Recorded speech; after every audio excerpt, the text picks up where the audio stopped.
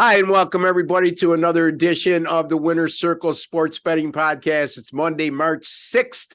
And like every Monday, I'm joined by Mr. Doug Upstone of DocSports.com. I'm Ross Benjamin of RBWins.com. And today we're going to bring you a couple more college basketball free pick winners for games being played on Tuesday, the 7th. Doug, how was your weekend, my friend?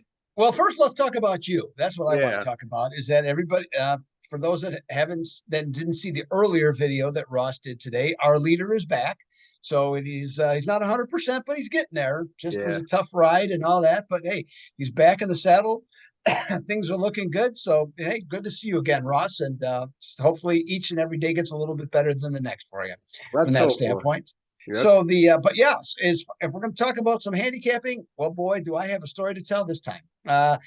After, pretty mediocre for a far longer than I even would have expected, from that standpoint, I've won 10 of the last 11 days. Okay.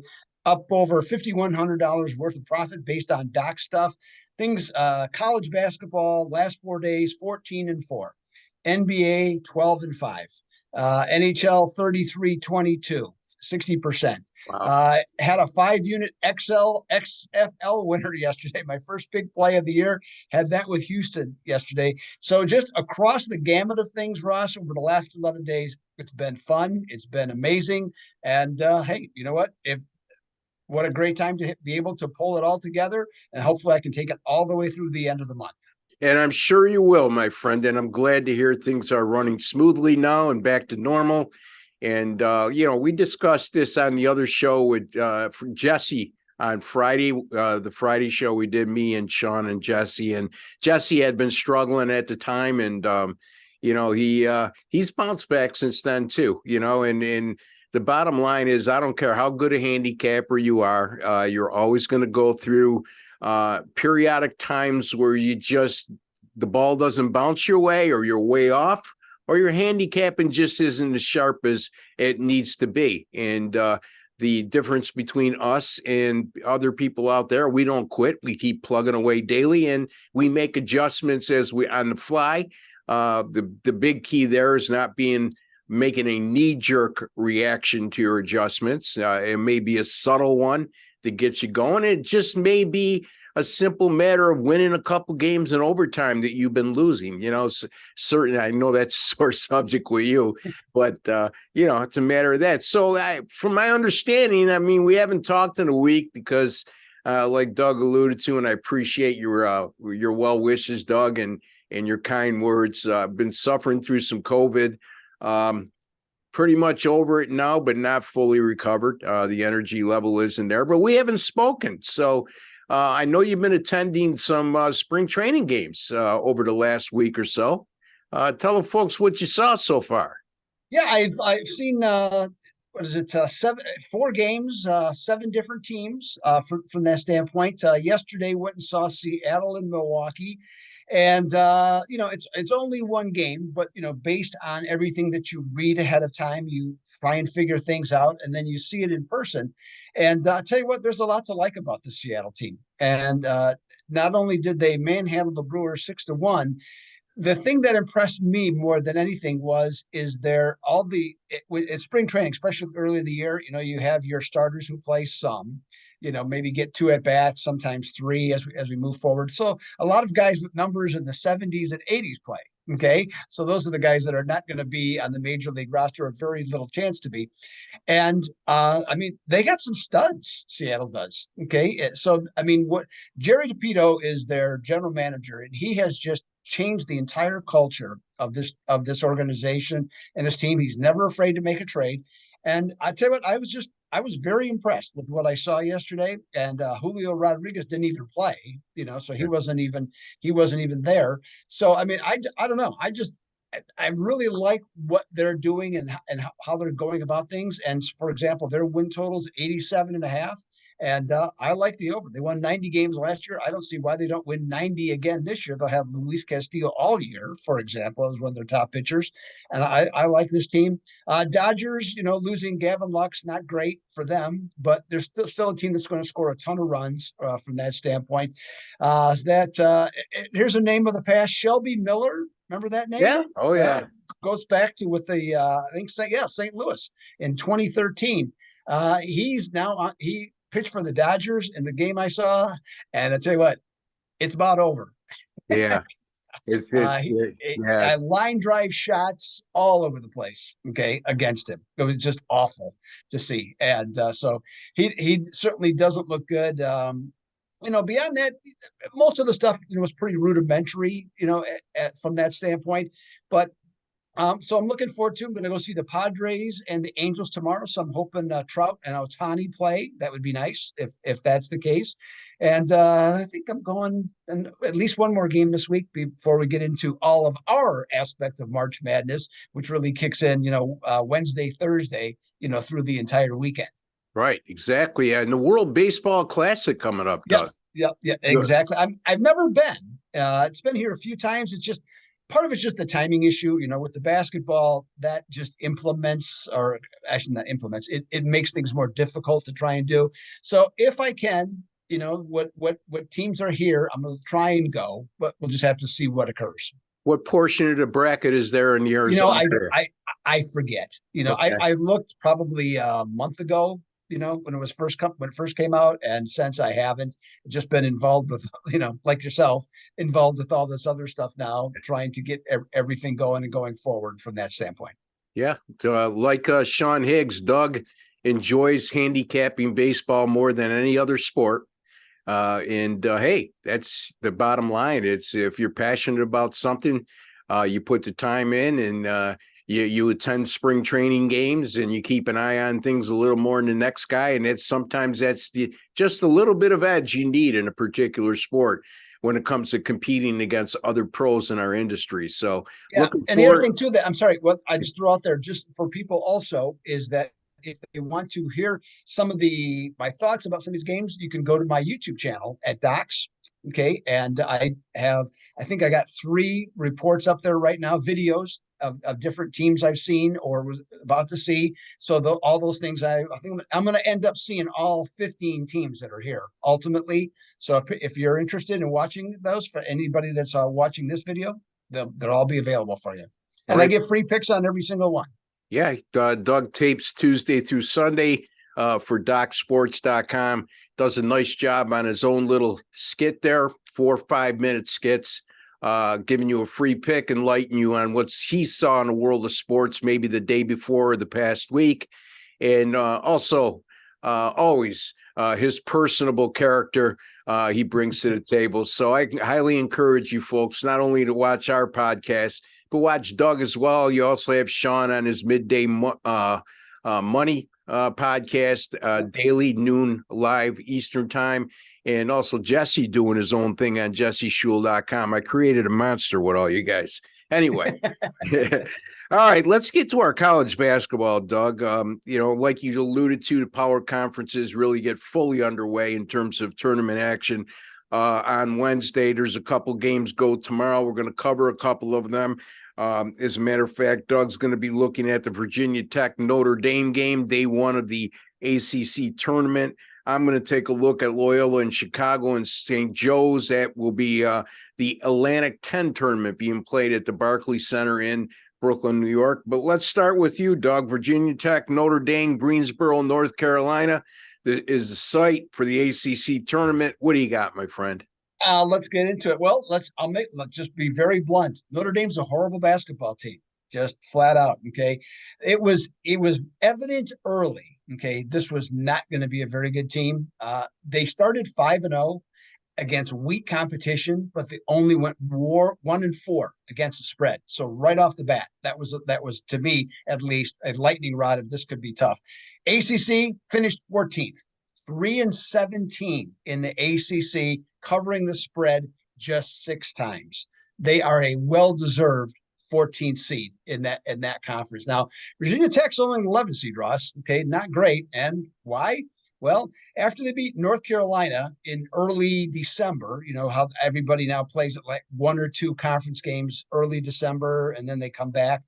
Well, they beat North Carolina. Then they got back into it. They went 0-7 straight up and against the spread. Okay. And in 5 of those, now they weren't as bad as their record was. They actually weren't as bad as the record, at least in theory, because they lost 5 of those games by 5 points or less. So, and if you watched any of those games on the Texters, they either had a slow start and came back into the game, and or when it was crunch time, they just didn't get the job done. So that was their problem. So Mike Bray of Notre Dame, historic run in South Bend as a basketball coach, but recently hasn't been able to recruit well. Okay. Not that he ever did great. And let's face it, Notre Dame, most of their resources, for better for worse, tend to go towards football. Okay. And they do a good job with other sports. I'm not just saying that, but now with nil money and out there, it's just, they're just having a harder time with him attracting better recruits. Now, in looking at this line, to me, Ross, 6.5 seemed low for Virginia Tech to be the favorite. But now, in spite of that, I think part of that reason, or a good chunk of it, is that Virginia Tech on the road was only 5-9 and 3-11 against the spread. However, Notre Dame can beat that. Okay, they're 0-12 on the road. Okay, 3-7-2 against the spread, and if they have lost 2 of their last 3 games, which Notre Dame has, their next outing 0-12 against the spread this season. Wow. I'm going with Virginia Tech minus the 6.5 as Mike Bray's tenure at Notre Dame officially closes and the Irish lose again. I can't disagree. Virginia Tech's a much better team than their record indicates right now. Doug alluded to the fact that they went through that 0-7 straight up an ATS tailspin. Many of those losses, though, like he said, 5 of the 7 losses by 5 points or fewer. Notre Dame won Mike Bray's final home game. They pulled an upset in that game, I believe, against Pitt, if I'm not mistaken. That is correct. Yep. And then they followed that up with an absolute clunker at Clemson on Saturday, where they got blown out of the water. And so, yes, Notre Dame is not the team that Irish fans would have hoped for. Mike Bray's had some success at Notre Dame. Although Doug makes some good points as to why the recruiting trail sort of has dried up a bit. And also, they got to the Elite Eight one year, and they lost to North Carolina, if I'm not mistaken. But other than that, they really have been pretty much irrelevant over the last decade or so. But in any event, I shouldn't say irrelevant. They've been a top 25 team on occasion, but you don't. When you think college basketball, you don't think Notre Dame. When you think college football, you certainly think Notre Dame. Anyway, all right, let me get to my game. It's the Loyola-Chicago Ramblers and the St. Joe's Hawks. That game will go at 2:00 on Tuesday afternoon from the Barclays Center in Brooklyn. Right now, St. Joe's is a 2-point favorite, and the total in this contest is 144. Well, Loyola started the year 6-5. Since that time, they've gone 4-15 straight up. And the straight up numbers take on a little more relevance with me when the line is only 2, where it is right now. They are coming off a win at LaSalle, and that's the positive news. The negative news, Doug, is they haven't won back-to-back games since December the 18th, which by my calculations is somewhere around 2.5 months. They've gone 0-4 in the last 4 following a win. They lost those 4 games by 13.7 points per game. And I was sort of surprised to see this. I said, well, St. Joe's hasn't been a favorite a lot this year. But you know what? In their last 8 games that they were a favorite, they went 7-1 straight up in ATS in those games. And that includes 5-0 straight up in ATS if they were a favorite of 5 or less, winning by 15.8 points per game. So basically, the old adage is the games are supposed to win. They've been winning. It's when they step up in class as an underdog is where they've struggled against better competition in Atlantic 10. St. Joe's, swept the season series against Loyola, winning 86-55 at home, 83-71 on the road. The 2 wins versus Loyola, they combined to go 27 for 62 from the 3-point line, which is 43.5%. They rebounded them by 8 in each contest. They had 14 offensive rebounds per game. So when you shoot the ball from 3 as accurately as they did, and you make 28 free 3-point shots in 2 games against an opponent, and also rack up that amount of offensive rebounds, that'll wear down the opposition, not only mentally, but physically as well. I'm going to go with St. Joe's here. There's currently not a money line. They're -2 right now. I would say if you can get -135 or less, take them on the money line. If not, I would take them right up until -4. Hopefully it doesn't get that high. They're currently -2, but there you have it. I'm on the St. Joe's Hawks over the Loyola-Chicago Ramblers. Yeah, the Ramblers picked the wrong time, I guess, to join the A-10. It seems just they're not a very good team, and in fact, they have played in the past. If there were a way that us doing this video, if we could set up a losers bracket, Notre Dame and Loyola might be an interesting game to watch, at least in terms of it being close. Okay, from that standpoint, but that'd be about it. I agree with you 100% on St. Joe's in this one. Loyola they're not good. They haven't done much well all year. And to your point, St. Joe's taking care of business as a favorite. I know I've played them a few times this year in that role, and obviously was able to cash. So that was good. So no, I definitely like your pick a lot, Ross. Very good. That makes me feel better. So I'm on St. Joe's -2 or -135.5, or -135 or less, I should say, on the money line. Whatever the best line you can get in terms of that. But again, folks, if you get 135 or less, take them on the money line. If not, anywhere up to a 4-point favorite. I like St. Joe's. And Doug, he likes Virginia Tech -6.5 against Notre Dame. The difference between those two teams, in my estimation, is the fact that Virginia Tech is capable of not only winning this game and winning handily, but also maybe pulling an upset in the next round as well, if you want to call it an upset, because this is a team that was highly touted to start the year. They were in the top 25 for a while until they hit that skid, and much better than the record indicates. Doug, tell the folks how you've been doing of late and where they can find you. Absolutely. As I mentioned, I've just been on a great streak, winning 10 out of the last 11 days. So that's been very good. Huge profits, and the sales have been there to support it. So that's been great. So all I'm trying to do, Ross, is just keep it going. That's all it is. And one thing I'd like to add to everybody that's betting college basketball this week, and it actually started this weekend. If you saw some of the conference tournament games, don't get excited about if you like a team and they maybe just cover by 1 point, where you're thinking they should cover by 10. You know what? This is like the NFL now going forward, is that any win is a good win. Okay, whether it be by a point, whether it be by a lucky free throw, whether it be whatever it happens to be, enjoy the moment. Okay, this is a fun time of year. Make it fun. And when you win, enjoy your wins. So that's my personal advice about how to go with this. And I think you'll end up being a lot happier because then those losses don't bother you. When you lose by 1, okay, hey, you know what? You were in the game, you had a shot, because all these lines on these games are very seldom incorrect. So just enjoy the moment. Yeah, exactly. And we'll be back on Thursday, me and Doug, and we're each going to give you 3 best bets in terms of futures to win the national championship. So I look forward to that show. Doug's always enlightens us with maybe a surprise or two in there. You just never know from Mr. Upstone. And in a year like this, Doug, where nobody has really stood up and said, I'm the best team in the country. It's the number 1 spot's been interchangeable, seems like, throughout the process here in the last few months. Looking forward to that. That'll be a lot of fun. And you're right. It seems like, well, you can bet some of the favorites. There's nothing wrong with that, but there's definitely, what you got to look for is that one team you think when you look at it that has a shot to win 6 games in a row, and that's the only thing you need to find, is to find that one team, and then you're good to go. Yeah, easier said than done. But absolutely. At the end of the day, what you hope to do, folks, is I'm not a 3-1, 4-1 player on futures, especially in the NCAA tournament. You could do that on your own.